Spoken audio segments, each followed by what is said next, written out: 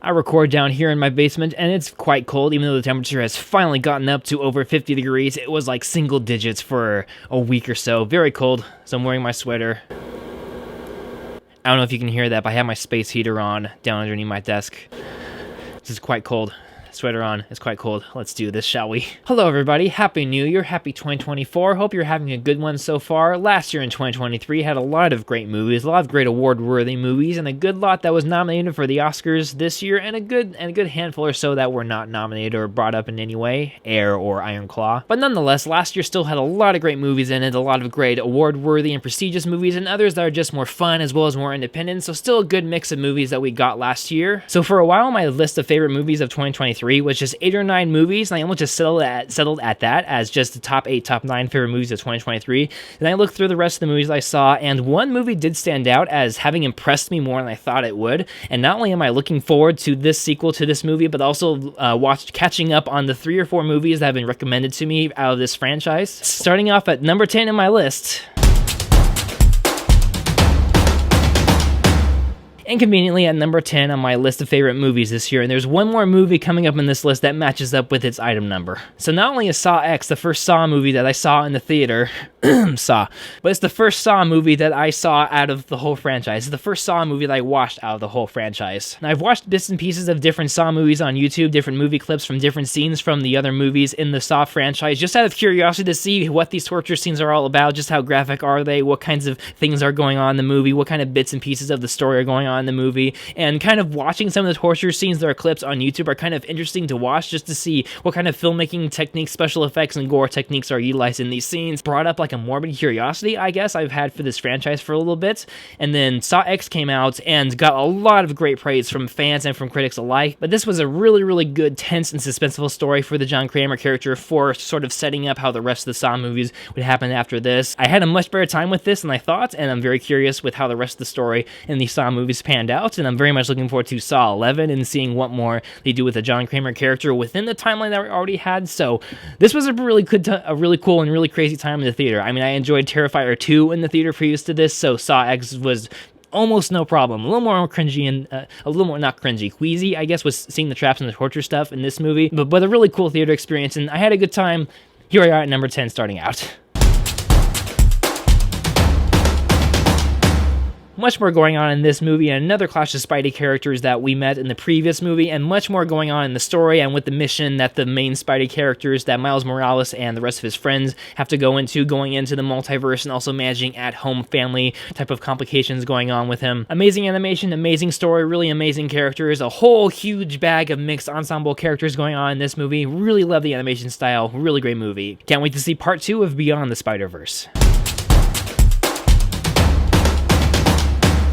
Another awesome science fiction entry from Gareth Edwards, who had previously done Rogue One, A Star Wars Story, which I also loved, which also had the same kind of grounded feel, but also very realistic feeling visual effects that feel as part of the world, that feel like it's part of the whole movie, and it's actually physically inside the movie. So another great visual effects movie here, also nominated for Best Visual Effects. Fantastic work by John David Washington, as well as Gima Chan, who plays Maya, the little girl that he's watching after in the movie. Not like she has all these crazy acting abilities or acting range in the movie, but just this really, really good little girl type of star in the movie. This felt grounded, it felt lived in, a whole backstory and history to this whole dystopian type of society that's being controlled, governed, or monitored in some ways by these robotic controlling forces. I felt thrusted into this story with very good visual and background storytelling without all the answers being told to us, or without too many story details with the characters or with the story world or story origins being told to us, but just very good visual presentation and going along with the story. There's a hilarious scene with the dog, a bunch of robot troopers, and a bomb that's about to go off. Yes, it has a hilarious ending. That sounds awful and morbid. Watch this movie.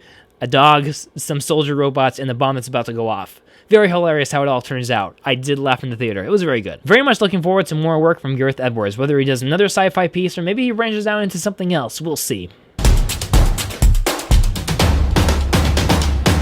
One of my most anticipated movies of last year, another great hit from the Mission Impossible franchise, and definitely gets a spot here in my top 10 list. A very enthralling, intriguing, and unique addition to the franchise, in which not only is the team trying to track down on the usual human villains that are cracking down on them, on their mission, and infiltrating their villainous forces on the world, but also the computing, more abstract AI villain force that is manifesting and driving the human villains in this story. So just many different physical and computing less human forces going on in this movie. Great visual effects, great visuals, just super enthralling on the edge of your seats, suspense and tension, and crazy action and energy going on throughout this movie. Very much impressed as Mission Impossible fan. Very much looking forward to the next movie. I really can't predict what's going to happen next. Great job, Christopher McQuarrie. Did people forget about this movie? Well, I sure didn't. Also, I need to say this movie's title the way the trailer says it. Sisu! A nice simple story of a gold prospector who finally discovers a stash of gold that he's been looking for so long, digs it up, comes across some Nazis who then try to take his gold, but then they're really beaten down by him. Gold prospector leaves, the Nazis then heckle him and pursue him for most of the rest of the movie, make different attempts to try to kill him, but then the gold prospector then gets off those attempts to kill him, as he's maybe invincible, maybe not, but legend actually has it, he's not immortal. He simply refuses to die. From the studio that brought us John Wick, and it certainly shows, with brutal and masterful choreography, smart and simple storytelling and action that keeps you on the edge of your seat, smart and simple protagonists that we keep rooting for, a lot of defying physics and what the human body is capable of doing with the gold prospector, getting out of different killing attempts by the Nazis and killing back and attacking back on the Nazis in different just crazy and creative ways that are just amazing to see happen in this movie. Just awesome movie through and through, a lot of great work throughout this movie. I think even acting, directing, writing wise, and special effects and technical effects and everything through and through. Really awesome movie. I definitely did not forget this, and here it is on the list. Another great action movie to this top 10 list, and a great sequel to the first Extraction that came out just 3 years ago, once again directed by the phenomenal action director Sam Hargraves and led by the amazing Chris Hemsworth. And just kind of a quick note, my notes say Chris Hemsworthy. I kind of typed that by mistake here. Chris Hemsworth, he is in my notes. Led by the great Chris Hemsworthy, keeping that in. This is a huge step for the action in this movie. A lot of great oneers as signature of director Sam Hargraves and the Extraction films, and a phenomenal 20-minute oneer going on in this movie. I believe starts in this facility where Chris Hemsworth is carrying an injured girl, I believe, some emergency going on, and they get onto this train, lots more attackers coming on, a helicopter that is flying and attacking and shooting at this train, gets shot at, spun out, just a lot of crazy camera moves going on through this train of Chris Hemsworth and his team, just crazy action going on, as well as a very good story going on underneath. These cunning and intelligent villains that Hemsworth character has to deal with and think about, his different teammates have to deal with and think about, and some more great action sequences. I'd be very much down for a third Extraction movie. You see how Sam Hargraves can top himself once again. Maybe in this third movie, there could be like a 30-minute action sequence that starts on the ground and ends up somewhere in space, takes an orbit, then comes back down. 2 Mission Impossible, Fast and Furious 9 much?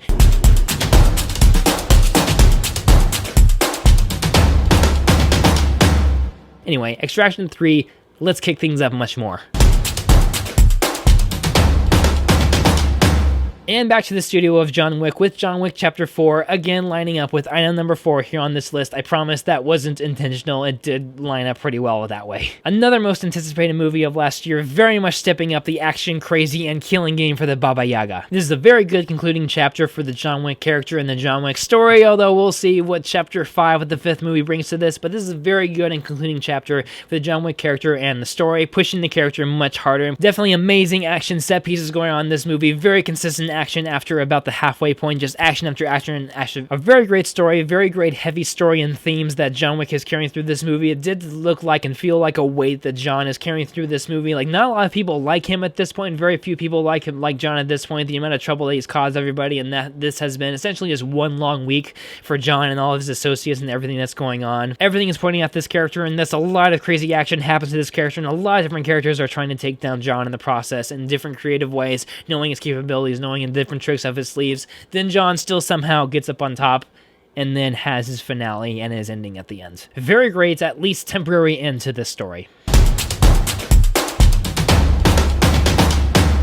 I've really only seen a few Godzilla movies in my life. I watched, I think, the 1989 and 2000s Godzilla back when I was a kid, and I enjoyed those movies a fair bit, but I'm not really attached to the Godzilla character that much like the rest of the fan base is. I watched Godzilla vs. Kong, I believe, a couple years ago when that was in theaters, and that was a good time. Otherwise, not really the biggest fan of Godzilla. I'm getting kind of worn down and just not interested in the Godzilla movies that have been coming out. So when I heard about this movie with Godzilla Minus One, really honestly, the first and only thought that I had in my mind for a long time was, really?